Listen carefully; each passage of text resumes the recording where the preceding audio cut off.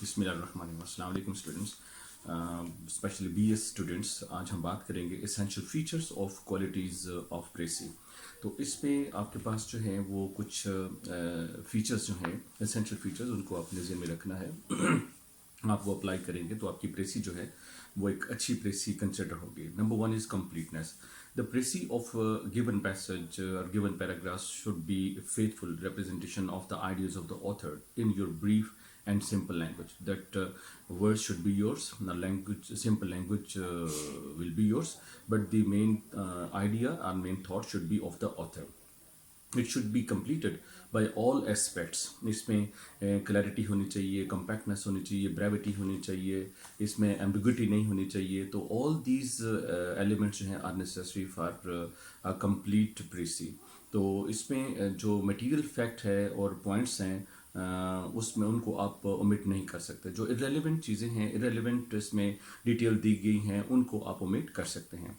Number two compactness है। All the ideas reproduced from the original given passage should form a compact whole.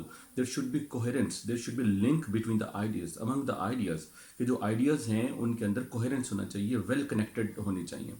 Next is brevity. Brevity कहते हैं इख्तिसारियत को या मुख्तसर चीज़ लिखने को। तो Shakespeare once said that brevity is the soul of wit. तो brevity is the essence of a good précis. It is achieved by the process of shifting essential from unessential by avoiding repetition and by omitting ornamental phrases. But brevity should not be achieved at the cost of clarity. कि brevity ये ना हो कि आप उस चीज़ को brief करते हुए, आप प्रेसी ब्रीफ करते हुए आप क्लैरिटी जो है वो छोड़ दें, और क्लैरिटी करते हुए आप उसके अंदर कंप्लीटनेस ना रहे। तो ये सारे एलिमेंट्स जो हैं, सारे एसेंशियल फीचर्स, ये आपने साथ ले लेके जो है वो चलने होते हैं। तो इसमें जो ऑल एसेंशियल आइडियाज़ हैं वो शुड बी इंक्लूडेड, और जो इररिलेवेंट आइडियाज़ हैं दे शुड बी एक्सक्लूडेड। तो नेक्स्ट आ जाता है clarity. Good precis should be quite clear. ठीक है, उसमें too much briefer than original passage and should not vague. उसके अंदर एम्बिग्विटी नहीं होनी चाहिए, उसके अंदर वेगनेस नहीं होनी चाहिए। और it is absolutely essential that one should impart clarity to what one writes. कि जो भी आप लिख रहे हैं, जो भी ऑथर का आइडिया है, जो भी आप लैंग्वेज और वर्ड्स यूज़ कर रहे हैं, जो आप आइडियाज़ उसके अंदर ऑथर के उनको आप रिप्रेजेंट कर रहे हैं, वो क्लियर होने चाहिए, उसके अंदर क्लैरिटी होनी चाहिए।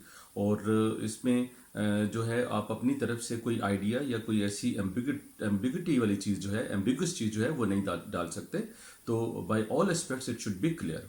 नेक्स्ट आ जाता है coherence. Coherence means attachment of one sentence to other to form a connective and continuous narrative, thereby achieving a compact whole paragraph.